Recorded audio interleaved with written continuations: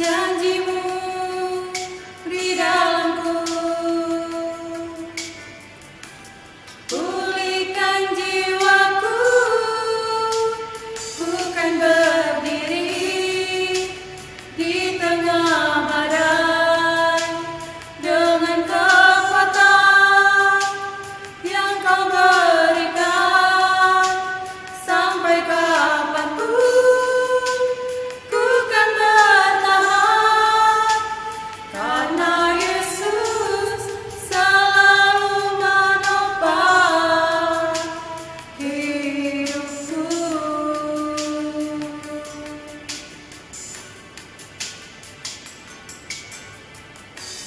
Engkaulah perisaiku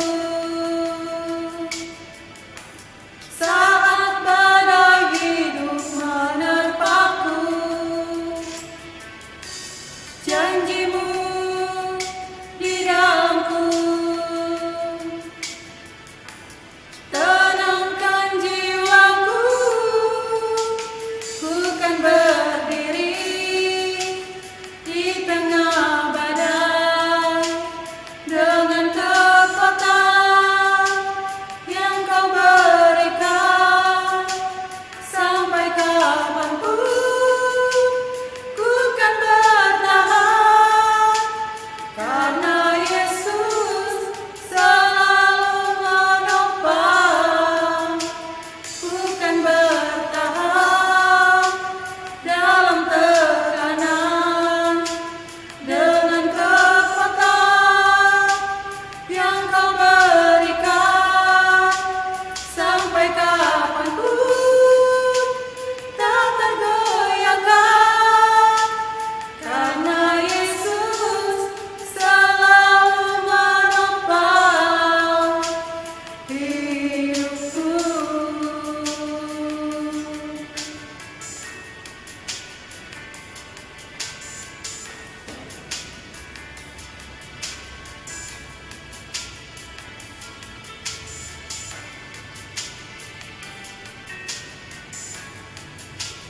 Ku kan berdiri di tengah badai dengan kekuatan yang kau berikan. Sampai kapanpun ku kan bertahan, karena Yesus selalu menopang hidupku.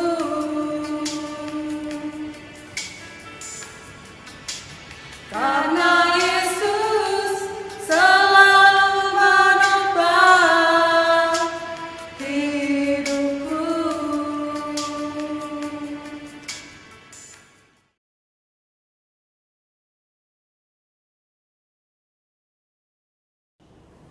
Bapak Ibu yang dikasihi Tuhan, kita akan masuk dalam pemberitaan firman Tuhan. Namun sebelumnya, mari kita siapkan bacaan kita yang terambil dari 1 Petrus 4 ayat 1 sampai 6. Jika Bapak Ibu sudah menemukannya, mari kita bersatu di dalam doa mohon bimbingan Roh Kudus. Kita berdoa. Ya Tuhan yang Maha Pengasih dan Maha Penyayang, kembali kami datang ke dalam hadirat-Mu pada malam hari ini bersama-sama dengan keluarga kami terkasih. Kami hendak membaca dan merenungkan sebagian dari firman-Mu. Kiranya Tuhan kuasai hati, pikiran, dan pendengaran kami dengan kuasa Roh Kudus-Mu, sehingga Tuhan fokus kami hanya pada kebenaran firman-Mu. Inilah doa kami Tuhan, bersabdalah ya Tuhan, karena kami telah siap untuk mendengarkannya. Di dalam nama Tuhan Yesus kami telah berdoa. Amin. Bapak, Ibu, Saudara-saudari, marilah berdiri untuk mendengar firman Tuhan yang dibacakan dari Alkitab, yaitu 1 Petrus pasal 4 ayat 1 sampai 6 yang menyatakan, Jadi karena Kristus telah menderita penderitaan badani, kamu pun harus juga mempersenjatai dirimu dengan pikiran yang demikian. Karena barang siapa telah menderita penderitaan badani, ia telah berhenti berbuat dosa, supaya waktu yang sisa jangan kamu pergunakan menurut keinginan manusia, tetapi menurut kehendak Allah.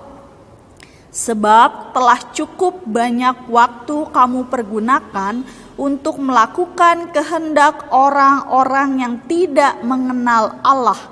Kamu telah hidup dalam rupa-rupa hawa nafsu, keinginan, kemabukan, pesta pora, perjamuan minum, dan penyembahan berhala yang terlarang. Sebab itu mereka heran bahwa kamu tidak turut mencemplungkan diri bersama-sama mereka di dalam kubangan ketidaksenonohan yang sama, dan mereka memfitnah kamu. Tetapi mereka harus memberi pertanggungjawab kepada Dia yang telah siap sedia menghakimi orang yang hidup dan yang mati. Itulah sebabnya maka Injil telah diberitakan juga kepada orang-orang mati, supaya mereka sama seperti semua manusia dihakimi secara badani, tetapi oleh Roh dapat hidup menurut kehendak Allah. Demikianlah pembacaan Alkitab. Berbahagialah semua orang yang mendengar firman Tuhan dan melakukannya. Terpujilah Tuhan Yesus. Haleluya. Silakan duduk. Shalom Bapak Ibu, saudara-saudari yang dikasihi Tuhan Yesus Kristus. Puji syukur karena Rabu malam ini saya dapat kembali menyapa Bapak Ibu, saudara-saudari sekalian melalui daring ini. Harapan saya, Bapak Ibu, saudara-saudari selalu dalam keadaan sehat dan senantiasa dalam penyertaan Tuhan selalu. Dan kiranya kita tetap melakukan protokol kesehatan yang dihimbau oleh pemerintah. Bapak Ibu, saudara-saudari yang dikasihi Tuhan, saya ingin mengawali perenungan kita dengan bercerita sedikit. Jadi ada seorang anak perempuan kecil dan anak tersebut divonis oleh dokter mengidap suatu penyakit yang pada saat itu harus segera dilakukan tindakan medis, yaitu operasi besar. Bapak Ibu, saudara-saudari yang dikasihi Tuhan, ketika kita mendengar yang namanya kata operasi, setiap orang pasti merasa takut. Kira-kira siapa yang tidak takut menjalani suatu operasi?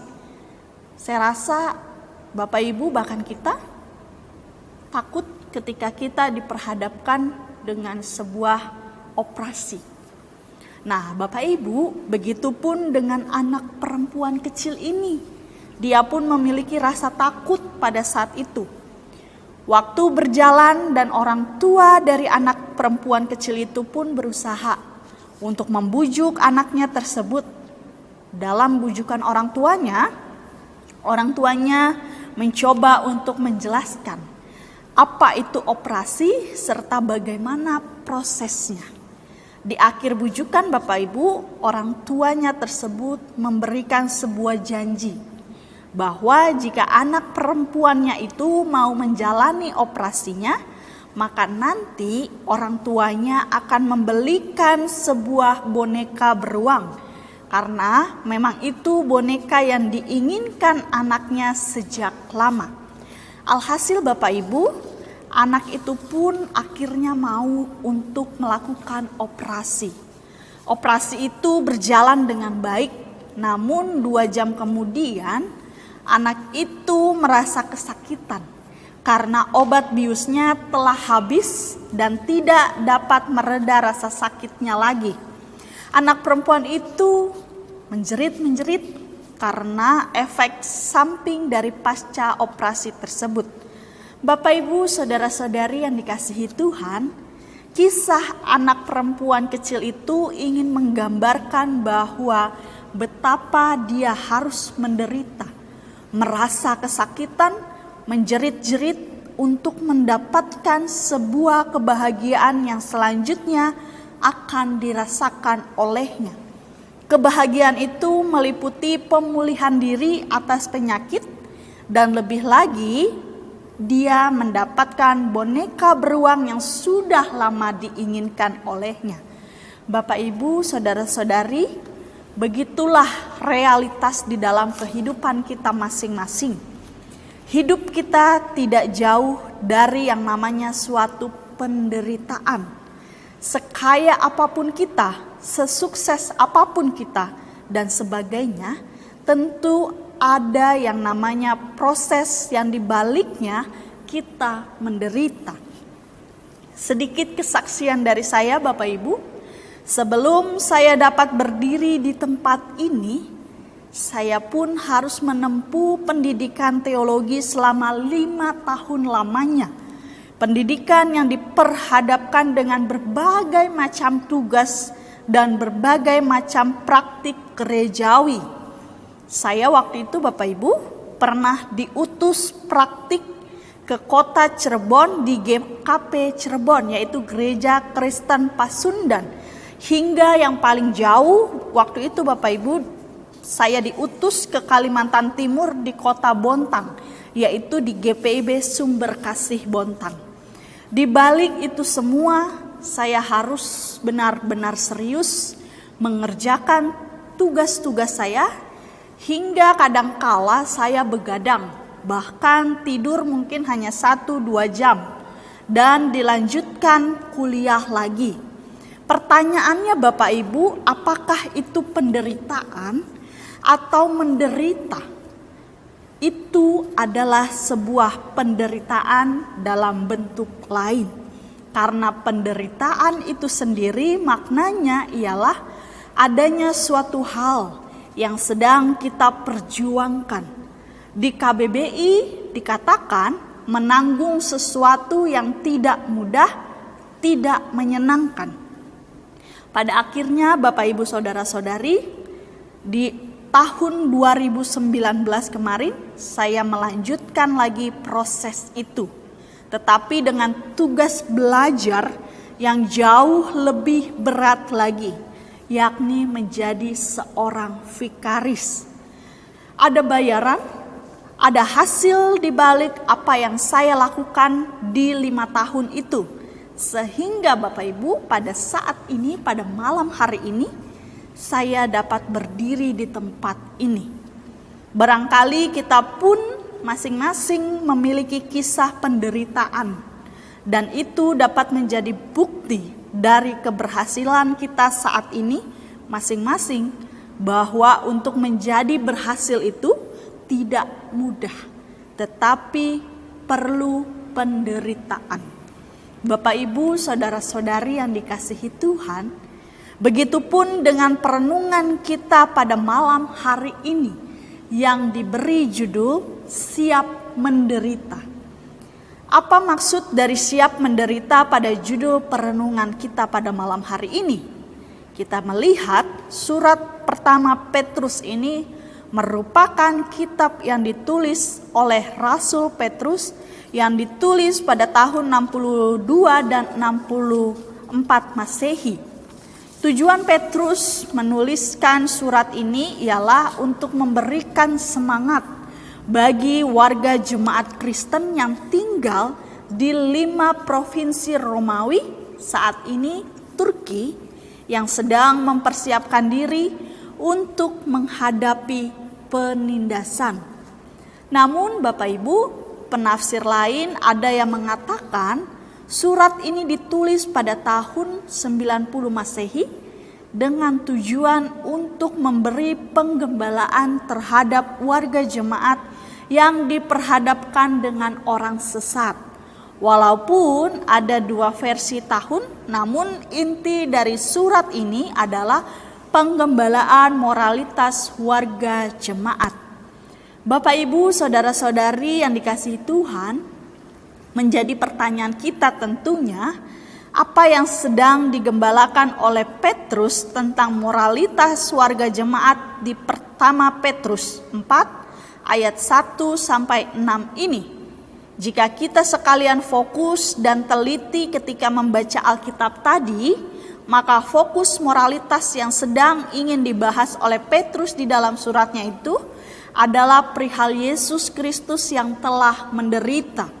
Atau jika saya jadikan suatu pertanyaan, maka akan berbunyi, sebagai warga jemaat Kristen atau pengikut Yesus Kristus, apa respon kita sekalian ketika Yesus Kristus telah sudi menderita untuk kita warga jemaatnya? Kira-kira seperti itulah yang sedang dibahas dalam surat ini. Bapak, Ibu, Saudara-saudari, saya rasa semua dari kita tahu bahwa menjadi orang Kristen tidaklah mudah. Seperti yang disampaikan dalam khotbah Minggu oleh Pak Pendeta, banyak dari kita selalu mengira bahwa cukup rasanya sekadar untuk percaya kepada Kristus saja itu sudah cukup. Dalam artian kita tidak perlu capek-capek melakukan ini dan itu. Ya, karena kita sudah diselamatkan oleh Kristus. Sampai di sini Bapak Ibu, saya katakan kita perlu kembali mengecek lebih dalam. Apakah dalam hal ini iman kita hanya sebatas menerima begitu saja, atau kita turut mau untuk meresponnya secara lebih? Saya ingin katakan bahwa ketika kita menjadi seorang Kristen, selain dari percaya kepada Kristus, kita pun diminta untuk turut menderita demi Dia, seperti yang tertulis dalam Filipi pasal 1 ayat 29. Menjadi orang Kristen, kita harus mau untuk pikul salib. Jangan ada kata bimbang, jangan sungkan, ikutlah tabib. Ini adalah sebuah lirik dalam Kidung Jemaat 372. Namun Bapak Ibu, apa yang terjadi? Kita masih sulit, kita masih malas, kita masih bimbang, kita masih sungkan untuk memikul salib. Mengapa kita masih demikian Bapak Ibu Saudara? Dalam ayat 1 dijelaskan bahwa kita ini masih selalu ingin berbuat dosa, mengecewakan hati Kristus. Akibatnya, ya hingga saat ini kita masih belum memikul salib. Padahal kita pada saat ini sudah dibaptis dengan nama Allah Tritunggal. Apalagi kita juga sudah ada yang disidih, itu pertanda bahwa kita semua sudah dewasa secara iman dan mampu berbuat untuk kebaikan nama Kristus yang telah mempersatukan kita dengan Allah Bapa kita. Ini kita sudah dikuduskan. Sebagai contohnya Bapak Ibu Saudara, misalkan kita mencuci baju, waktu kita ingin menjemur, tiba-tiba baju itu jatuh ke tanah dan kotor. Kira-kira apa yang kita rasakan? Kesal, marah, kecewa. Begitupun dengan Kristus yang telah menguduskan kita, tetapi kita tetap berbuat dosa, tidak mau menderita bersama dengan Dia. Bapak Ibu Saudara-saudari yang dikasihi Tuhan, saya rasa jelas pesan dari perenungan kita yang diambil dari surat 1 Petrus ini. Kita seharusnya dapat kembali mengingat tanda baptisan kita, tanda sidi kita sebagai pendewasaan secara iman Kristen, bahwa Kristus telah menguduskan hidup kita. Seperti yang dikatakan dalam Filipi 1 ayat 29, bahwa kita tidak hanya cukup percaya kepada Kristus, melainkan juga kita harus menderita untuk Kristus. Penderitaan apakah yang dimaksud di sini Bapak Ibu?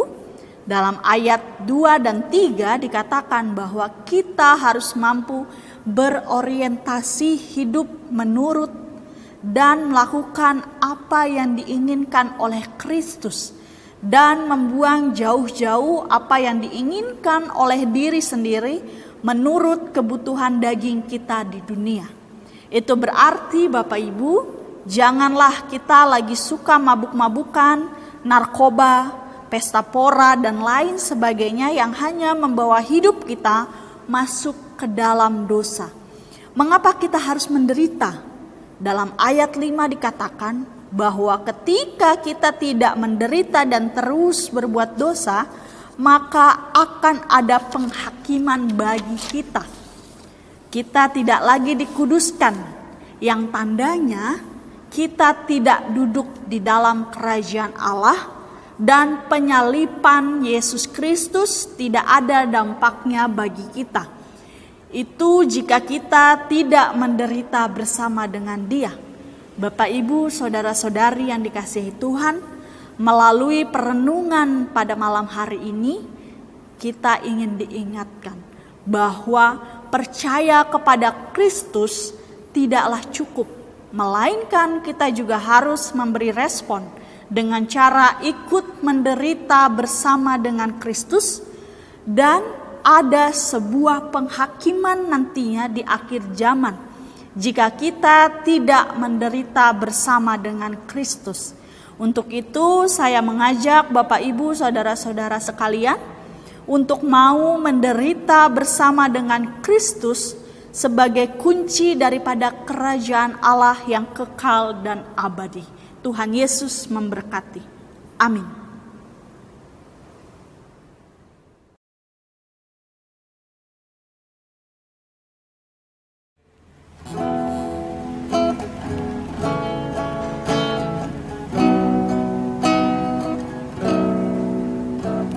Satu hari lagi kau menuntun langkahku, dengan tangan kasih-Mu kau pegang tanganku Bapa.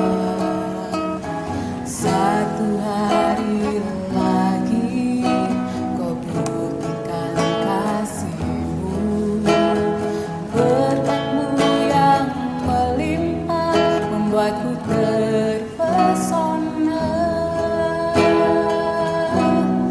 Hanya satu yang ku minta, ajarku mengasihi-Mu dengan segenap hatiku seumur hidupku. Hanya satu yang ku minta, ajarku mencintai-Mu dengan segenap hatiku seumur hidupku, Yesus.